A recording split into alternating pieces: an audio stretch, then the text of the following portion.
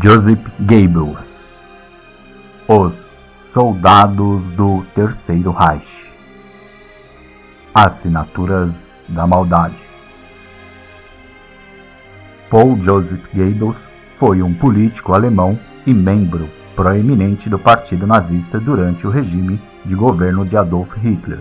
Ele desempenhou o papel de ministro da propaganda e informação do Terceiro Reich, sendo responsável por disseminar a ideologia do governo no poder na Alemanha nas décadas de 1920 ao final da década de 1930, por meio do controle dos meios de comunicação e influenciando a opinião pública. Goebbels era conhecido por sua habilidade retórica, uso eficaz da propaganda e de técnicas manipulativas para promover os objetivos do regime de Hitler. Joseph Goebbels nasceu no dia 29 de outubro de 1897, em uma pequena cidade da Renânia. Seus pais eram católicos e de poucos recursos, e tinham mais 5 filhos. Quando criança, ele passou por uma cirurgia para resolver uma deformidade congênita em seu pé direito, mas a operação só pôde reparar parte do problema, fazendo com que uma de suas pernas fosse maior que a outra, tornando-o manco. Por esse motivo, ele não pôde se alistar no exército e participar da Primeira Guerra Mundial. Como era ótimo aluno, foi para a universidade em 1917, onde estudou até se tornar doutor em filosofia alemã em 1921. Goebbels voltou para sua cidade e começou a trabalhar como tutor particular. Depois ele foi trabalhar como jornalista. Os seus textos, por essa altura, começavam a revelar o seu crescente antissemitismo e desagrado pela cultura moderna. Goebbels fez seus primeiros contatos com Adolf Hitler e o nazismo em 1924, época em que Hitler estava sendo julgado por traição na fracassada tentativa de tomar o poder em Munique em 1923, fato que ficou conhecido como golpe da cervejaria. O julgamento atraiu a imprensa e serviu de plataforma para a propaganda de Hitler, que foi condenado a 5 anos de prisão, mas foi liberado após passar apenas 1 ano preso.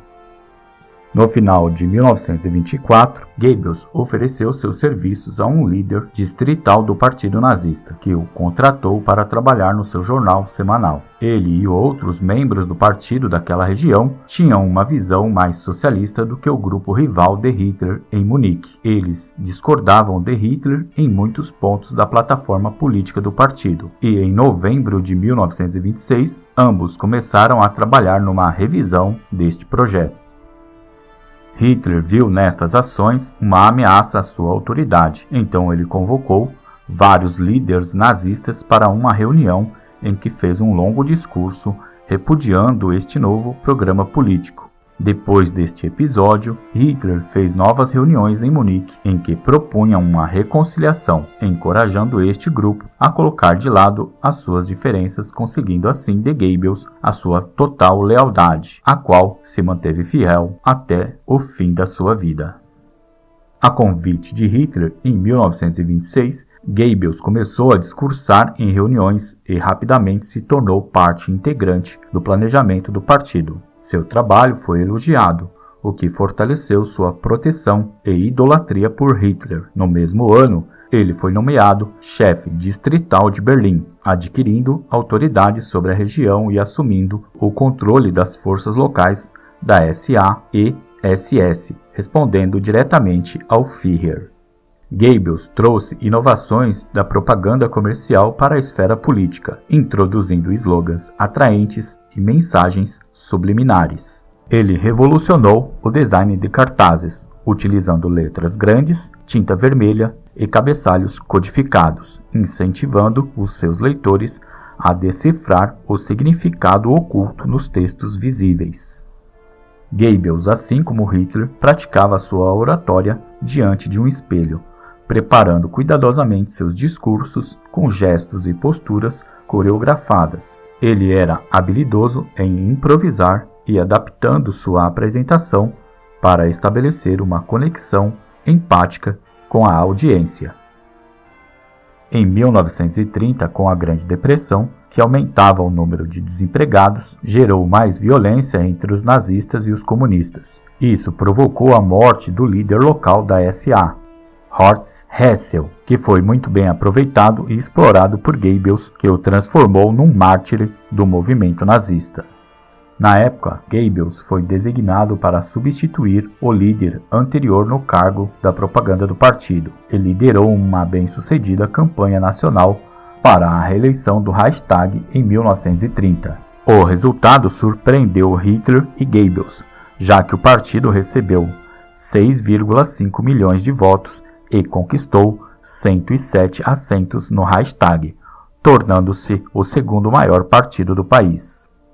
No mesmo ano, ele conheceu Magda Quandt, que se tornaria sua esposa em 1931 e mãe de seus 6 filhos. Magda trabalhava nos escritórios do partido em Berlim como voluntária, ajudando Goebbels a organizar os seus documentos privados.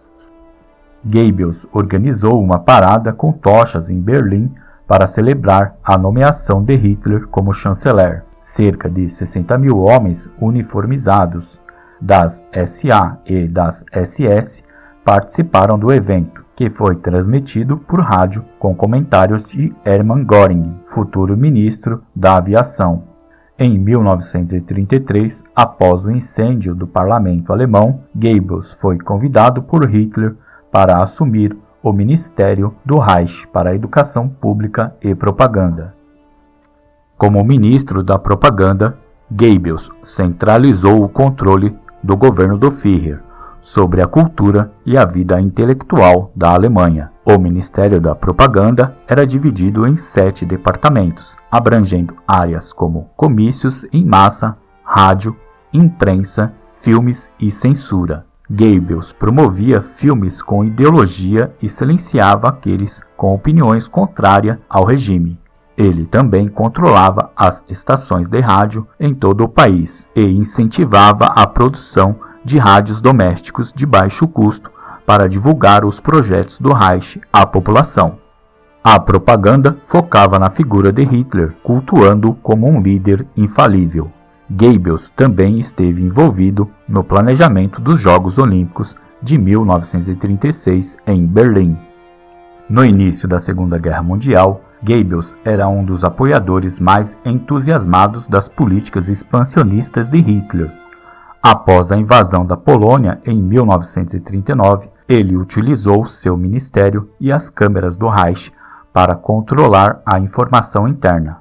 No entanto, suas iniciativas foram frustradas por Joachim von Ribbentrop, ministro dos Negócios Estrangeiros. Goebbels só tinha conhecimento das decisões militares após serem tomadas.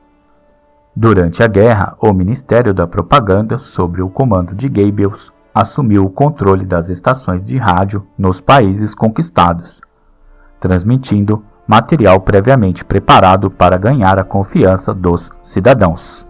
Os serviços de radiodifusão eram controlados rigorosamente em termos de informações permitidas, incluindo a música transmitida.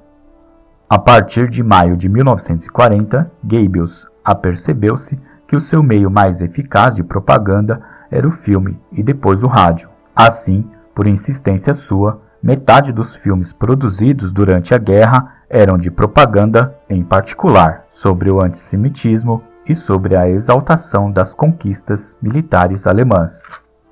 Através das suas campanhas de propaganda e mesmo diante de uma série de batalhas perdidas, ele tentou manter os níveis da moral através das suas campanhas de propaganda, enfrentando uma crescente consciência da população alemã sobre o rumo desastroso da guerra. Em 1943, ele pressionou Hitler a tomar medidas para uma guerra total, Mas diante das derrotas das tropas alemãs, Goebbels começou a perceber que a guerra estava perdida para a Alemanha.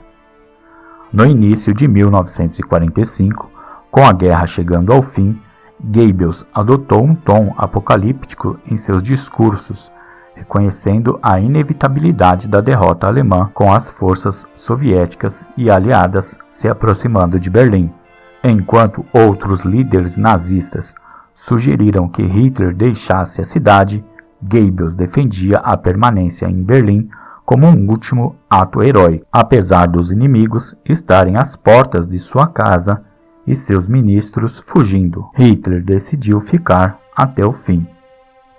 Na madrugada de 29 de abril, com os soviéticos se aproximando do bunker, Hitler casou-se com Eva Braun em uma cerimônia civil. Pouco depois, Hitler designou Goebbels como chanceler do Reich em seu testamento, desobedecendo a ordem de deixar Berlim. Um dia após a morte de Hitler, Goebbels expressou sua tristeza em seu diário, afirmando que seguiria o exemplo do Führer.